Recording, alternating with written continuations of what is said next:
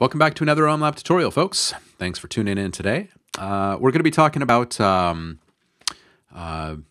really sure what to call this one. It's a playable instrument. I don't think it actually has a technical name in the music production world yet, but it's all based off of the old school reverse reverb effect. Okay, and we've actually had several different requests for, well, not necessarily this particular video tutorial. We're actually merging a few different requests together.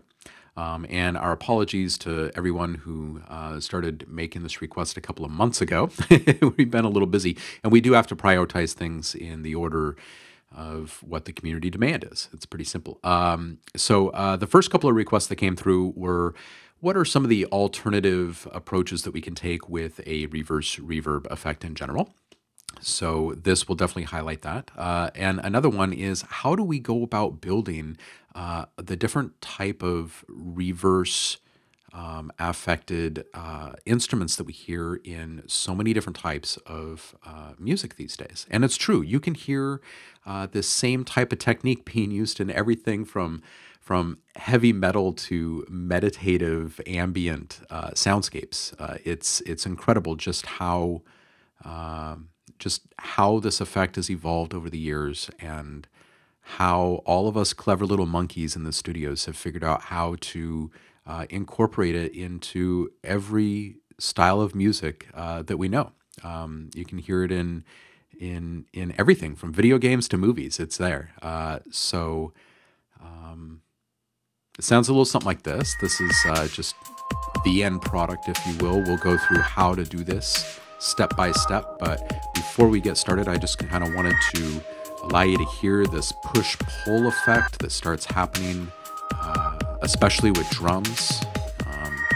You can hear that the build time is not exactly the same from note to note, and that's part of the overall aesthetic that we want to achieve. So, without further ado, we're just going to go ahead and jump into this. All right, so we've actually started with a stock sound from the Logic Pro library set of sounds. As always, this is not a DAW-specific lesson. We try our best to make these things universal for all of you. We grabbed the Lounge Vibes 7 sound from the Logic Pro library of sounds. If you do want to follow along using the same exact sound, that's what it is. All you have to do is drag it into your arrangement window like this. Okay, we're actually going to go through this step by step. Everyone else, if you're using a different DAW, don't hesitate to toss in whatever sample you like in there. I'd like to say that the sound really doesn't matter at all, but it does. It affects the overall tone and everything, really. But you can start with any sound you like and achieve very similar results. Okay, again, it's about the workflow and the technique, not the specific sound. So we're going to try and move as quickly as we can through each one of the steps of this workflow, because we feel it's incredibly important to minimize the amount of time from your sample selection or your original sound design synthesis moment, from the moment that you get your sound isolated to the time that you start pressing keys on your favorite MIDI controller. That amount of time needs to be minimized. Okay, we don't want this to become a task-heavy workflow. All right. The first thing I do is make a couple of very rough chops. This is our sound. Okay, nothing too special, but it's got a cool vibe to it, and we can see these transients pretty clearly in our arrangement window. We don't even have to get into an editor for this, so I'm just going to go ahead and make a cut here. I'm also going to make another cut here. Again, we can adjust where these cuts are in just a moment. Let's just go ahead and clean this up just a little bit in our sample editor down here. And as you can see, there were a couple of small adjustments to make, but nothing too crazy. And let's just nudge this back to the beginning here. Let's see what our sound sounds like. Okay, that's basically all we really want, is just one tone. We don't really need the whole sequence that was there before. All right. So now the next thing we'll want to do is let's add some reverb. And we may even go crazy and add 2 reverbs here. Let's go ahead and do that just so you can see exactly what that process looks like. First, we'll start with a room. Okay. Always start with a smaller reverb before you move into a larger reverb. If you're doing a nested reverb or layered reverb, it tends to work out best that way. For different reasons, but that's how it works. Let's go with the huge room for this one, just because it says huge, and that's what we want. We're going to leave a little bit of the dry signal in there, but we want to stay predominantly wet. And we're just going to adjust this a little bit. You do not need to be using the same type of reverb or the same plugin. Don't worry if you don't have these things. I'm just making a couple of adjustments here. I'm going to roll out some of the low end. Help keep it kind of clean. Add just a touch of pre-delay here. All right, that sounds all right. Let's go ahead and do a second reverb. And this one, we will also make a rather large reverb, but let's make it a hall. So the sound carries just a bit more. Let's go kind of in the middle with the splendid verb here. See what this sounds like for us. All right, sounds pretty good. Let's go ahead and toss a low pass on here. Bring this up a little bit, extend this a touch. Again, we'll just open up our filter cutoff just a bit on this, so we make sure we're making room. There we go. Had a little bit of pre-delay on this one as well.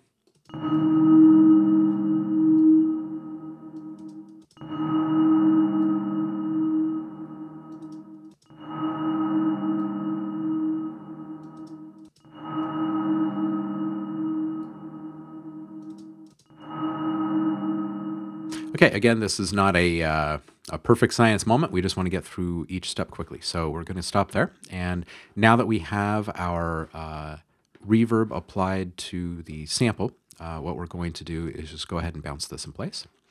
Now, if you have a different workflow that you tend to prefer, go ahead and use it. You do not have to follow the same exact process of getting a new audio file made. We tend to just work quickly with the bounce in place process. All right, so let's go ahead and do that. And this is fine. So next thing we're going to do is just solo this new track, see what this sounds like.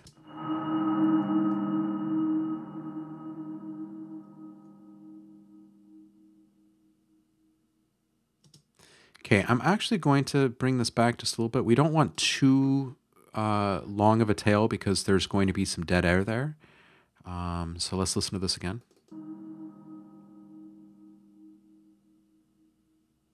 Okay, I think that's fair.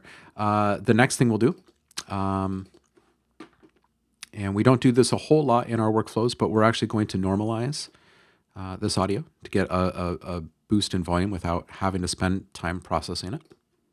Okay, so as you can see, that quickly made that much louder. Let's listen to it again.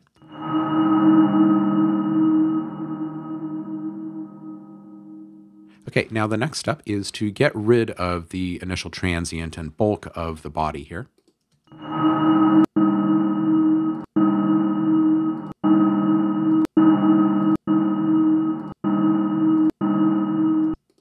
All right, let's say that that's where we like it, and we'll go ahead and get rid of the front part of that sound. Let's listen to this one last time.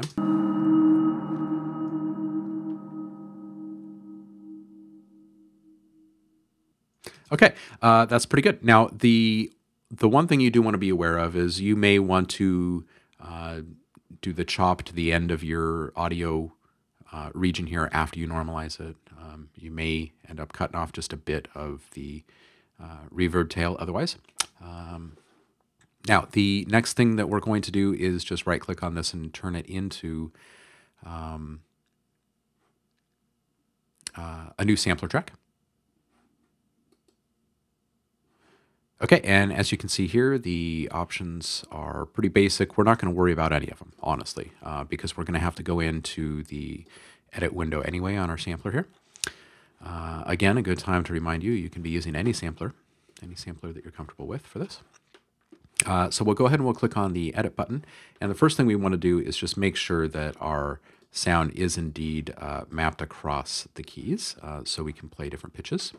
The other thing we're going to do is just go ahead and click on the reverse button here. Okay, most samplers have that, and it's going to sound a bit like this now.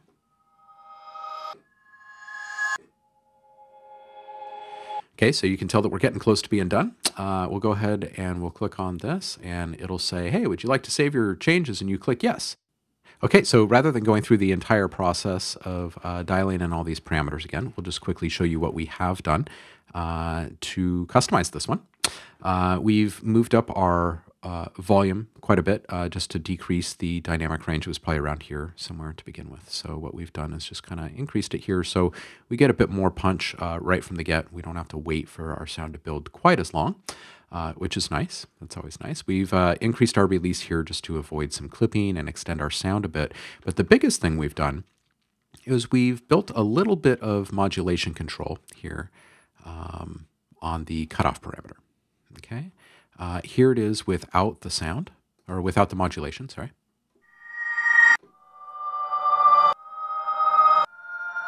Okay, and here it is with that turned on again.